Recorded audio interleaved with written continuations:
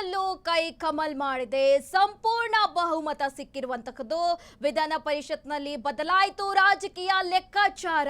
ಮೇಲ್ಮನೆ ವಿಧಾನ ಪರಿಷತ್ ಈಗ ಕಂಪ್ಲೀಟ್ ಕಾಂಗ್ರೆಸ್ ಮಯವಾಗಿರುವಂತದ್ದು. 75 ಸದಸ್ಯ ಬಲ ಹೊಂದಿರುವ ವಿಧಾನ ಪರಿಷತ್ 39 ಸ್ಥಾನಗಳೊಂದಿಗೆ ಕಾಂಗ್ರೆಸ್ಗೆ ಭರ್ಜರಿ ಮೆಜಾರಿಟಿ ಸಿಕ್ಕಿದೆ. 35ಕ್ಕೆ ಕುಸಿದ ಬಿಜೆಪಿ ಜೆಡಿಎಸ್ಗೆ ಒಂದ್ ರೀತಿಯಾಗಿ ಮುಖಭಂಗ ಆಗಿರುವಂತದ್ದು. ಆಡಳಿತ ಪಕ್ಷ ಕಾಂಗ್ರೆಸ್ಗೆ ಸಿಕ್ತು ಬಹು ದೊಡ್ಡ ರಿಲೀಫ್ ಅಂತಾನೆ ಹೇಳ್ಬೋದು. 35ಕ್ಕೆ ಕುಸಿದ ಬಿಜೆಪಿ ಜೆಡಿಎಸ್ ಮೈತ್ರಿಕೂಟದ ಬಲ ಆಡಳಿತ ಪಕ್ಷ ಕಾಂಗ್ರೆಸ್ಗೆ ಸಿಕ್ತು ದೊಡ್ಡ ರಿಲೀಫ್ ಅಂತಾನೆ ಹೇಳ್ಬಹುದು. ಇಲ್ಲಿ ಮೇಲ್ಮನೆಯಲ್ಲೂ ಕೂಡ ಕೈ ಕಮಲ್ ಮಾಡ್ತಾ ಇದೆ. ಸಂಪೂರ್ಣ ಬಹುಮತ ಸಿಕ್ಕಿದೆ. ವಿಧಾನ ಪರಿಷತ್ನಲ್ಲಿ ರಾಜಕೀಯ ಲೆಕ್ಕಾಚಾರ ಉಲ್ಟಾ ಪಲ್ಟಾ ಆಗಿದೆ, ಬದಲಾಗಿದೆ. ಮೇಲ್ಮನೆಯಲ್ಲಿ ಇಲ್ಲಿ ಕಾಂಗ್ರೆಸ್ ಕಮಲ್ ಮಾಡ್ತಾ ಇರುವಂತದ್ದು. ನಿನ್ನೆ ವಿಧಾನ ಪರಿಷತ್ತು ಚುನಾವಣೆ ಇತ್ತು. ರಿಸಲ್ಟ್ ಕೂಡ ಈಗಾಗಲೇ ಬಂದಿರುವಂತದ್ದು. ಕಾಂಗ್ರೆಸ್ ಮೇಲ್ಗೈ ಸಾಧಿಸಿದೆ. 7ನೇ ಸ್ಥಾನಕ್ಕೆ ಬಹಳ ಪೈಪೋಟಿ ಇತ್ತು. ವಿನಯ್ ಪ್ರಕಾಶ್ ಅವರು ಗೆಲುವು ಸಾಧಿಸ್ತಾರಾ ಅಥವಾ ಗೋವಿಂದರಾಜು ಗೆಲುವು ಸಾಧಿಸ್ತಾರಾ ಅಂತ ಬಹಳ ಪ್ರಶ್ನೆ ಇತ್ತು. ನಿನ್ನೆ ಅದಕ್ಕೆ ಆನ್ಸರ್ ಸಿಕ್ಕಿದೆ. ವಿನಯ್ ಪ್ರಕಾಶ್ ಅವರು ಗೆಲುವು ಸಾಧಿಸಿದ್ದಾರೆ. 7 ಸ್ಥಾನಗಳಲ್ಲಿ 5 ಸ್ಥಾನ ಗೆದ್ದು ಬೀಗಿದೆ ಇಲ್ಲಿ ಕಾಂಗ್ರೆಸ್. ಹಾಲಿ ಸಭಾಪತಿ ಸ್ಥಾನಕ್ಕೆ ಕುತ್ತು ಬರ್ಬೋದಾ? ಹಾಗಾದ್ರೆ ಕಾಂಗ್ರೆಸ್ ನಾಯಕರೇ ಮುಂದಿನ ಸಭಾಧ್ಯಕ್ಷರು ಹಾಕ್ತಾರಾ? ಹಾಗಾದ್ರೆ ಸಭಾಪತಿ ಉಪ ಸಭಾಪತಿ ಹಾಲಿ ಇಷ್ಟು ದಿನ ವಿಪಕ್ಷಗಳ ಹಿಡಿತಲಿದ್ದ ಸಭಾಪತಿ ಉಪ ಸಭಾಪತಿ ಹುದ್ದೆ ಇನ್ಮುಂದೆ ಮೇಲ್ಮನೆಯಲ್ಲಿ ಬಿಲ್ ತಡೆಯಲು ವಿಪಕ್ಷಗಳಿಂದ ಸಾಧ್ಯವಿಲ್ಲ. ಪಾಸ್ ಆಗದೆ ನೆನೆಗುದ್ದಿಗೆ ಬಿದ್ದಿದ್ದ ವಿಧಾಯಕಗಳಿಗೆ ಸುಗಮ ಹಾದಿ ಸಿಕ್ಕಂತೆ ಆಗಿರುವಂತಕ್ಕದಿಲ್ಲಿ 7 ಸ್ಥಾನಗಳಲ್ಲಿ 5 ಸ್ಥಾನ ಗೆದ್ದು ಬೀಗಿದೆ ಇಲ್ಲಿ ಕಾಂಗ್ರೆಸ್. ಹಾಲಿ ಸಭಾಪತಿ ಸ್ಥಾನಕ್ಕೆ ಕುತ್ತು ಬರುತ್ತಾ? ಹಾಗಾದ್ರೆ ಕೈ ನಾಯಕರೇ ಮುಂದಿನ ಸಭಾಧ್ಯಕ್ಷರು ಆಗ್ತಾರಾ? ಈ ರೀತಿಯಾಗಿ ಪ್ರಶ್ನೆ ಮೂಡ್ತಾ ಇರುವಂತದ್ದು. ಸಭಾಪತಿ ಇರ್ಬೋದು, ಉಪ ಸಭಾಪತಿ ಇರ್ಬೋದು, ಈ ಹುದ್ದೆಯ ಮೇಲೆ ಕಾಂಗ್ರೆಸ್ ಕಣ್ಣಿಟ್ಟಿದೆ ಅಂತ ಮಾಹಿತಿ ಕೂಡ ಲಭ್ಯವಾಗ್ತಾ ಇರುವಂತದ್ದು. ಹಾಗಾಗಿ ಇಲ್ಲಿ ಹಾಲಿ ಸಭಾಪತಿ ಬಸವರಾಜ ಹೊರಟ್ಟಿ ಸ್ಥಾನಕ್ಕೆ ಕುತ್ತು ಬರುತ್ತಾ ಅಂತ ಪ್ರಶ್ನೆ ಮೂಡ್ತಾ ಇದೆ.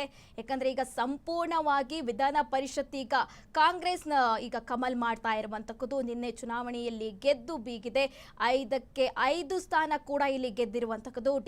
ಡಿಕೆಶಿ ಬಿಗ್ ಆಪರೇಷನ್ ಸಕ್ಸಸ್ ಆಯ್ತು ಅಂತಾನೆ ಕೂಡ ಹೇಳ್ಬೋದು.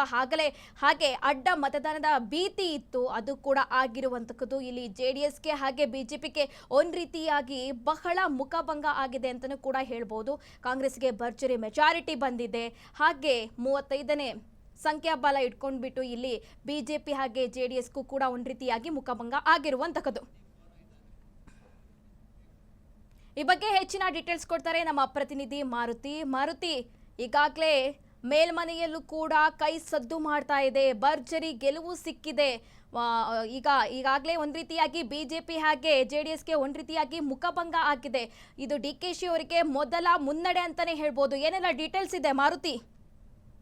ಸುರಭಿ, ಸದ್ಯಕ್ಕೆ ಏನು ನಿನ್ನೆ ನಡೆದಂತಹ ಪರಿಷತ್ ಚುನಾವಣೆ ಸಂದರ್ಭ ಏನಿದೆ ಅದರಲ್ಲಿ 5 ಸ್ಥಾನಗಳನ್ನ ಈಗಾಗಲೇ ಕಾಂಗ್ರೆಸ್ ಕೈವಶ ಮಾಡ್ಕೊಂಡಿರೋದು. ಅಂದ್ರೆ 7 ಸ್ಥಾನ ನಡೆದಂತಹ ಚುನಾವಣೆಯಲ್ಲಿ 5 ಸ್ಥಾನ ಈಗಾಗಲೇ ಕಾಂಗ್ರೆಸ್ ಗೆದ್ದಿರೋಂಥದ್ದು. ಅದರಿಂದಾಗಿ ಈಗ ಮೇಲ್ಮನೆ ಏನು ಇದು ಉಪ ಸಭಾಪತಿ ಆಗಿರ್ಬೋದು ಮತ್ತೆ ಉಪ ಸಭಾಪತಿ ವಿಚಾರ ಏನಿದೆ ಈಗ ಚರ್ಚೆಗೆ ಬಂದಿರೋದು. ಪ್ರಮುಖವಾಗಿ ಇಲ್ಲಿ ಬದಲಾವಣೆ ಮಾಡ್ಬೇಕೆಂಬ ಕೂಗು ಕೂಡ ಈಗ ಕೇಳಿ ಬರ್ತದೆ. ಯಾಕೆಂದ್ರೆ ಸಭಾಪತಿಯಾಗಿ ಈಗ ಹೊರಟ್ಟಿ ಅವರು ಇದ್ರು ಕೂಡ ಅವರು ಬಿಜೆಪಿಯಿಂದ ಆಯ್ಕೆ ಆದಂತ ಸಭಾಪತಿ ಆಗಿರೋದ್ರಿಂದ ಅವರ ಬದಲಾವಣೆ ಆಗ್ಬೇಕು ಅಂತ ಈಗಾಗಲೇ ಚರ್ಚೆ ಆರಂಭ ಆಗಿರುವಂತದ್ದು. ಪ್ರಮುಖವಾಗಿ ಕಾಂಗ್ರೆಸ್ ನಲ್ಲೂ ಸಾಕಷ್ಟು ಆಕಾಂಕ್ಷಿಗಳ ಹೆಸರು ಕೂಡ ಕೇಳಿ ಬರ್ತಿರುವಂತದ್ದು.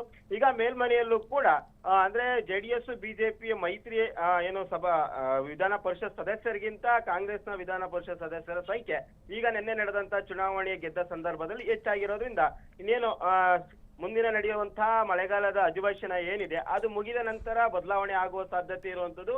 ಅದೇ ರೀತಿ ಅದೇ ಅಧಿವೇಶನ ಸಭಾಪತಿ ಆಗಿರುವಂತಹ ಹೊರಟ್ಟಿಯವರಿಗೆ ಕೊನೆಯ ಅವಕಾಶ ಆಗಿರಬಹುದು ಎಂಬ ಚರ್ಚೆ ಕೂಡ ಈಗ ಕಾಂಗ್ರೆಸ್ ನಲ್ಲಿ ಇರುವಂತದ್ದು. ಪ್ರಮುಖವಾಗಿ ಬದಲಾವಣೆ ಮಾಡಬೇಕು, ಕಾಂಗ್ರೆಸ್ ಅವರಿಗೆ ಅವಕಾಶ ಕೊಡಬೇಕು ಅಂತ ಪಕ್ಷದಲ್ಲೂ ಕೂಡ ಕೇಳಿ ಬರ್ತಿದೆ.